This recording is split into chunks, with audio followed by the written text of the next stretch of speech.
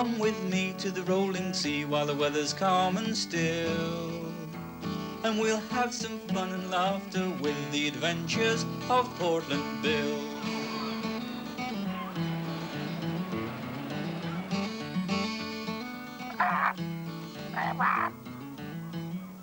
Every now and then, Ross has to look after Valencia, his uncle's parrot. And there was one visit I shan't forget in another. Ross was teaching Valencia a new trick. "Hey, Bill, come and see what Valencia can do." "All right," I said, "but make it quick. I have to fill in the log and wind the lamp." So Ross gave the command for Valencia to start her trick. "Show us how you count." "That's it. 1, 2, 3.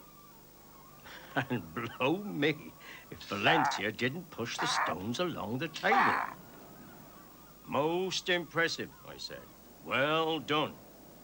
But now, Ross, it's time to get on with your duties." And with that, I put the lamp winder key on the table, tossed me hat on the floor, and sat back to do the daily log.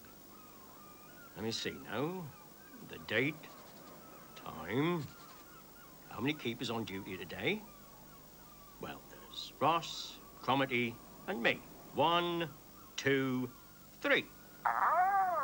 Well, I'd forgotten all about Valencia's new trick, but she hadn't. What's next? Duties performed. Let's see. Polish the brass, scrub the steps, check the light, clean up the engine and radio room. Ross and Cromarty should be nearly finished. And, polish up that little job there. Good, that's finished, I said. Now to wind up the lamp. But of course, when I turned to pick up the key, it was gone. "That's funny," I said. "I thought I put it on the table." Well, I decided there was only one thing for it. I'd have to search everywhere I'd been that day. So off I went with Dogger barking at my heels. Down to the engine room where Cromarty was servicing the generator. "Hey, Cromarty," I called. "Have you seen the lamp winder key? I can't find it anywhere." "Oh, no, I haven't, Bill. Well, it must be somewhere. I'll help you look for it." So I left Cromarty turning the engine room upside down and went upstairs, with Dogger still backing away, to the radio room where Ross was studying the charts. "Hey, Ross," I called. "Have you seen the lamp winder key? I can't find it anywhere." "No, I haven't, Bill. But it must be somewhere. I'll help you look for it." And I left Ross turning the chart room upside down and went off to search the bunk room, with Dogger still backing his head off.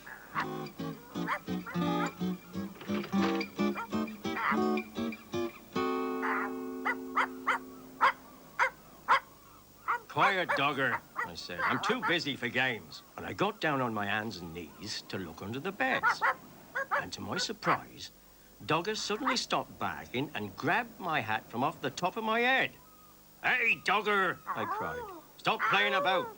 Give me back my hat." And then Dogger dropped it at my feet, and right slap bang in the middle of me hat, as plain as a pikestaff, was the lamp winder key. And then it dawned on me. When I was filling in my report and counting 1, 2, 3, old Valencia thought it was time to do her trick and must have knocked the key right into my hat. And that's what Dogger was trying to tell me. "Well done, Dogger," I said. "You certainly saved the day." "Oh, dear," I said as I heard all the searching still going on downstairs. "Tell you what, Dogger, we mustn't let the lads know that I had the key all along. Better keep it under your hat, eh?"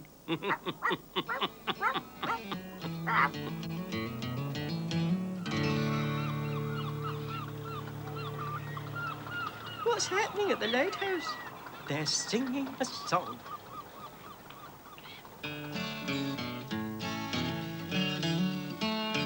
When the wind blows in off the salty sea, come dance a jig to a sea shanty. It feels so right, it feels so good to be a lighthouse keeper. Yo-ho-ho, see the big ships go across the rolling sea. Sunshine or wind or rain or fog, write it down in the daily log with a cup of tea. It's warm and snug to be a lighthouse keeper. Yo-ho-ho, see the big ships go across the rolling sea.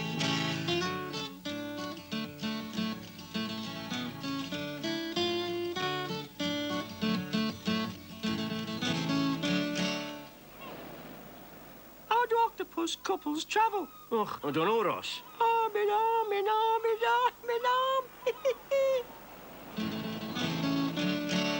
Yo-ho-ho, see the big ships go across the rolling sea. And way up here where the lamp burns bright, on top of the world by day or night, with a telescope you feel just right when you're a lighthouse keeper.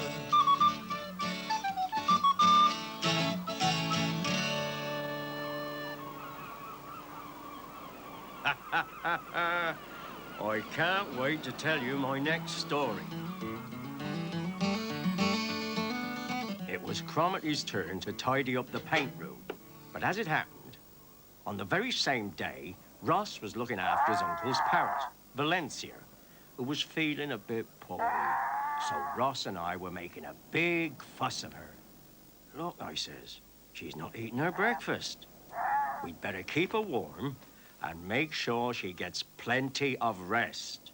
Rest, moaned Cromarty. But that's what I need, not work. It's not fair. I don't feel well. But he got no sympathy from me. Off you go, Cromarty. There's plenty of work to be done, I said. You can't get out of it like that. So off he slouched, moaning all the way. When did that parrot last do any work? Never. But when she's a bit poorly, it's, oh, see here, take that armchair. Have a rest.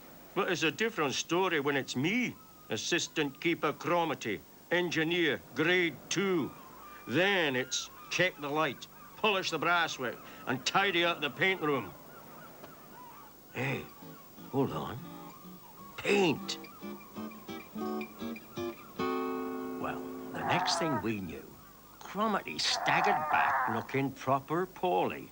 Suffering swordfish, cried Ross. Look at all those spots on Cromarty's face. Spots? Said Cromarty innocently. Oh, I've probably caught some dreaded disease from your uncle's parrot, Ross. But I'll be all right. I must go down and wash the steps.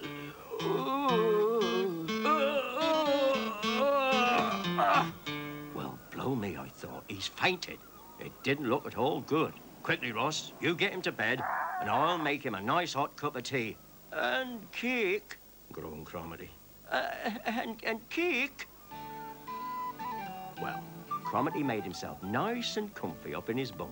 And for the rest of the morning, he had Ross running up and down, keeping him supplied with mugs of tea and cake.